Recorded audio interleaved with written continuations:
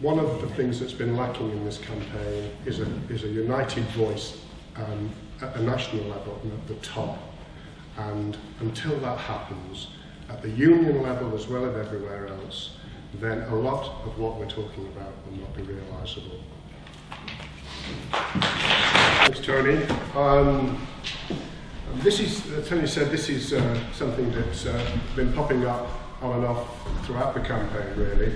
And I mean, it started with a kind of question, well, what's wrong with our anecdotes? Why aren't our anecdotes about what's happening in our work evidence, and why aren't they as credible a body of evidence as all the boxes that we have to tick and all the returns that we have to make? So that's the starting point for this. I'm hoping that this will be a less contentious section of the discussion, and also one where actually there's a real possibility of our getting on and doing something, I think, and doing it relatively painlessly, especially if we use the modern kind of means of communication. I want to just kind of address three questions. What is this about? How might we do it, and who might do it? People have talked about gathering the stories of youth work, particularly stories which demonstrate the impact of youth work, using the language, some of the new managerial language, taking hold of it, making it ours, and turning it to our ends. In that, it would be really important, I think, to get the voices of young people themselves, their voices about impact, about the journeys they've taken and the distances they've travelled, as very central to those stories. Also, things that have come out for me today is it would also be really quite important, and I think quite powerful, to begin to collect stories about the impact of present policies on the kinds of youth work that we're trying to defend.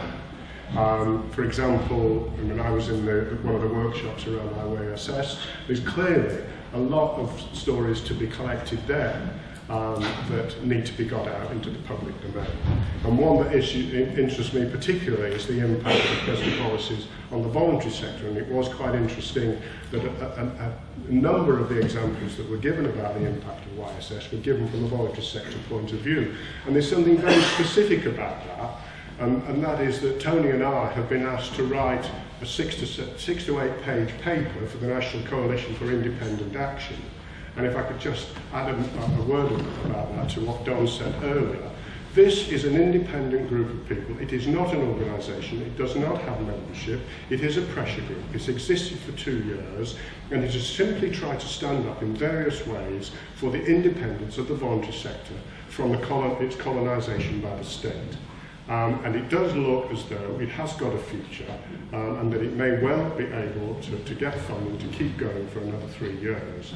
So it's there as a resource and a pressure group, really.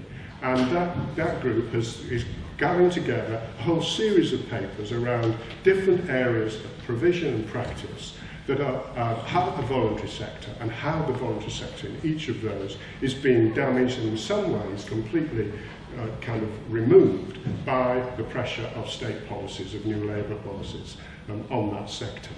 And they want a paper about what's happening in youth work. And Tony and I have been asked to draft that, and that can only make sense if it's got some anonymous case studies in there of how particular organisations, but especially grassroots organisations, have felt the impact of the policies that we're talking about there, those new managerial policies, those target-driven policies, and how they are beginning to affect voluntary sector organisations, particularly the grassroots work.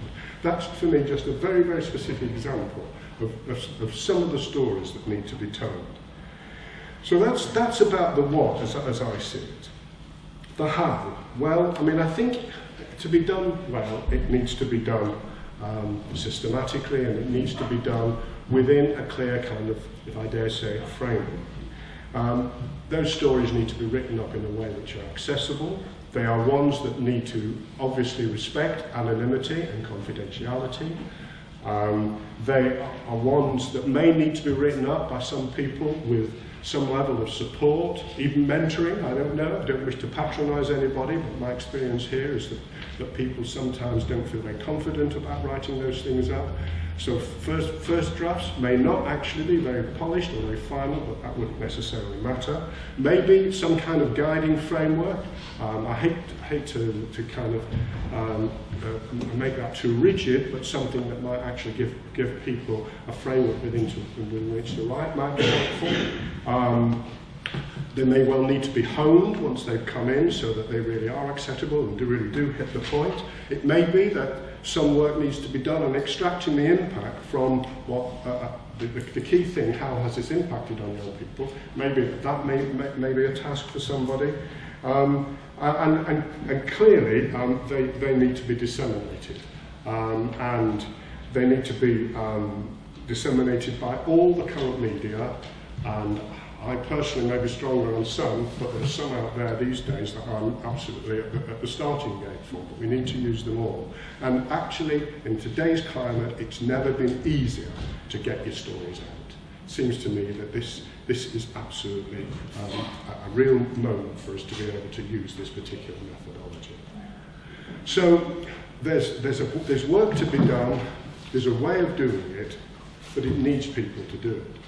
And it needs some of us to do it. And the great thing about this one is that we can do it virtually.